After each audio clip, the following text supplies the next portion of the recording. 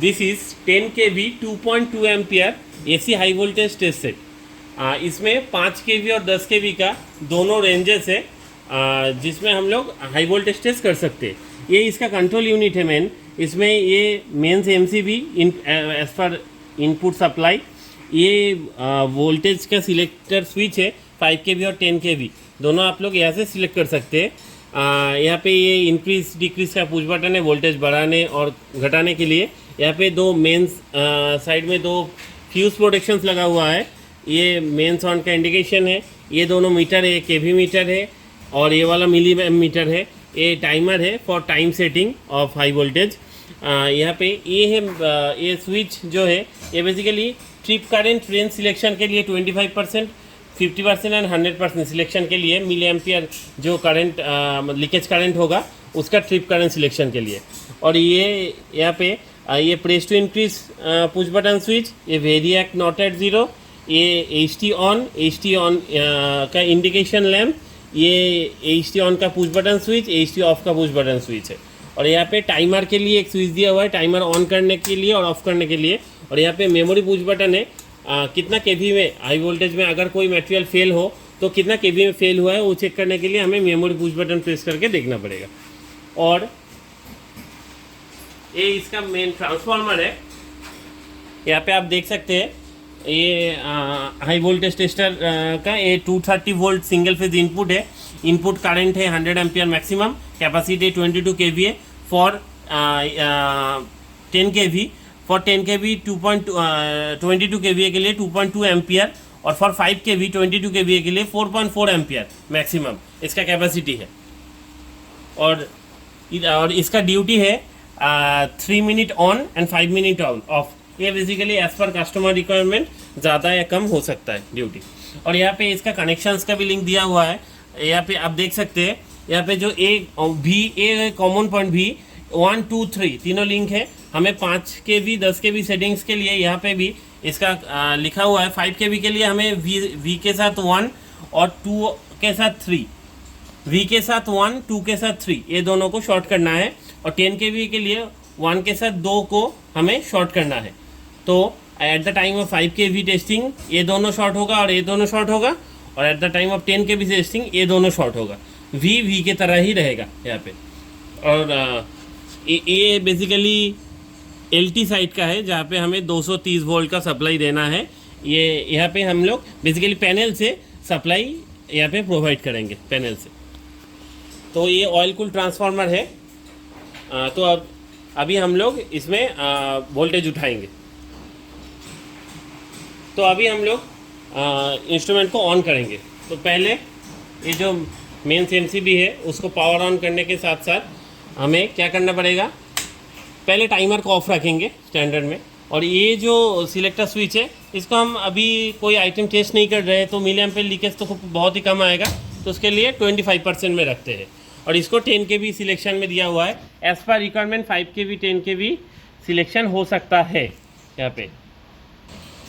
क्योंकि हम लोग ट्रांसफार्मर में 5 kV का सिलेक्शन करके रखे तो इसको हम लोग 5 kV में रखेंगे अभी।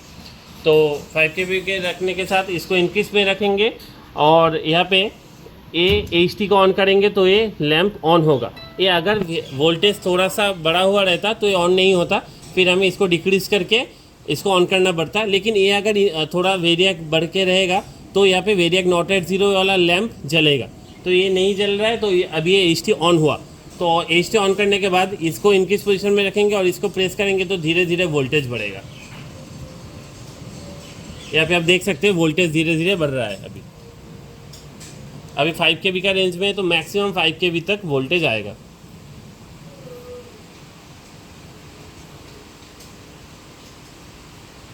और यहाँ पे डायरेक्ट मिली एम्पियर मीटर लगा हुआ है, डायरेक्ट लीकेज करंट यहाँ पे शो होगा।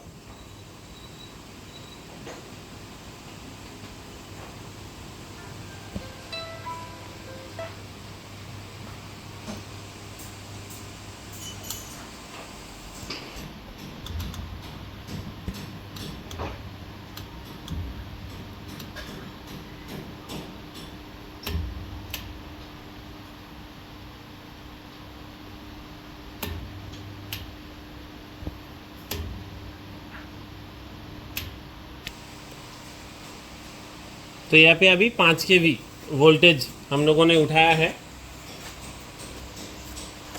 ट्रांसफॉर्मर्स के 2 आउटपुट टर्मिनल से हमें वहाँ पे 5 kV मिलेगा। तो अभी यहाँ पे ये उठाने के बाद हम लोग टाइमर को ऑन करेंगे। तो आप यहाँ पे देख सकते हैं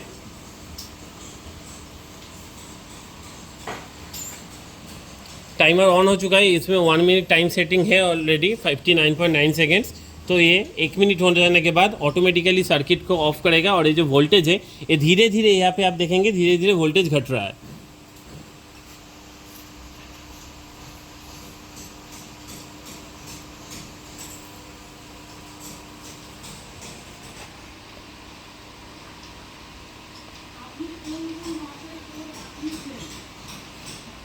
तो अभी ये जो टाइमर है ये टाइमर अभी 20 सेकेंड्स तक पहुंच गया है। तो अभी धीरे धीरे टाइमर घट रहा है। तो ये 0 सेकेंड्स होने के साथ साथ ये वोल्टेज फिर डिक्रीजिंग चालू हो जाएगा। वोल्टेज डिक्रीजिंग तो अभी ये 0 हो गया। तो आप देख सकते हैं ऑटोमेटिकली वोल्टेज डाउन होना शुरू हो गया है। तो वोल्टेज डाउन होते होते ये 0 तक पहुंच जाएगा और फिर हम लोग एचटी सर्किट को ऑफ करेंगे।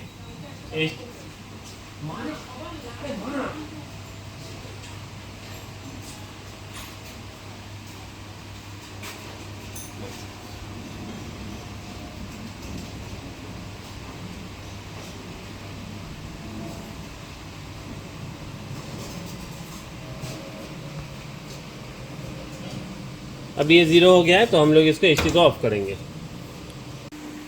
तो अभी हम लोगों ने जो लिंक था 5 kV में वो लिंक को चेंज करके 10 kV के लिए लगाया है। As per mark 10 kV AC 1 और 2। तो 1 और 2 में लिंक लगाया है और ये V नॉर्मल V में पोजीशन में है और L1 L2 इनपुट का है। तो यहाँ पे लगा देने के बाद तो ये जो 3 नंबर जो पिन है यहाँ से हम लोग हाई वोल्टेज आउटपुट उठाएंगे। जो भी आइटम टेस्ट करना है उसको 3 नंबर पिन से हाई वोल्टेज आउटपुट देंगे। इसमें भी और 5 kV में भी जो था तब वहाँ पे भी हम लोग 3 नंबर से ही उठाएंगे। तो दोनों में ही सेम। यहाँ पे ये इवन लिखा हुआ है always take HV output from 3 mark terminal. तो अभी फिर इसको ऑपरेट करेंगे।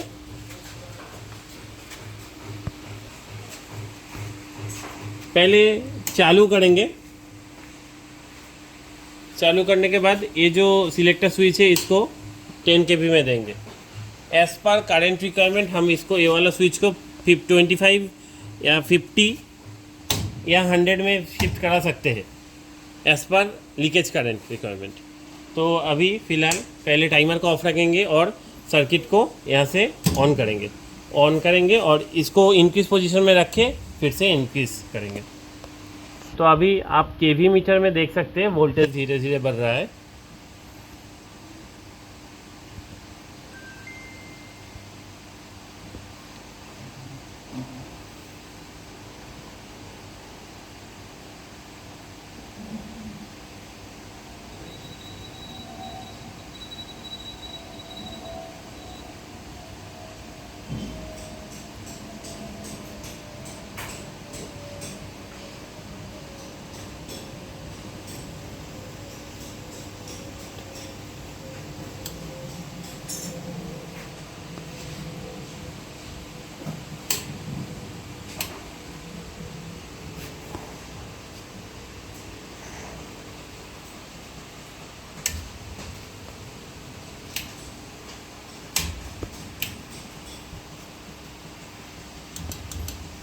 यहाँ पे अभी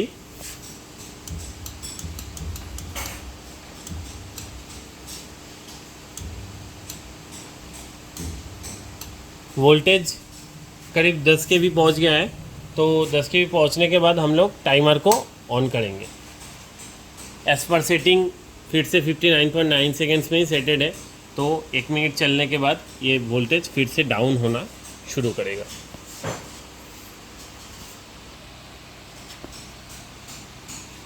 अब ये टाइमर धीरे धीरे घटते घटते 6 सेकंड के आसपास पहुंचा है। तो ये 0 तक पहुंचने के साथ साथ वोल्टेज डाउन होना चालू होगा ऑटोमेटिकली। अभी 0 में पहुंच गया है, तो ये वोल्टेज अभी धीरे धीरे डाउन हो रहा है और ये फिर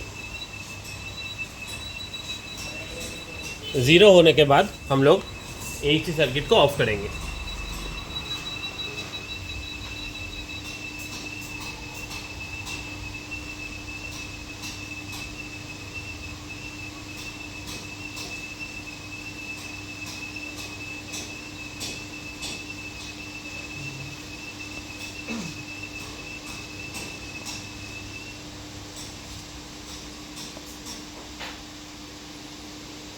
अभी वोल्टेज 0 हो गया है, तो इसको हम ऑफ़ करेंगे और एट लास्ट हम इसको भी ऑफ़ कर देंगे।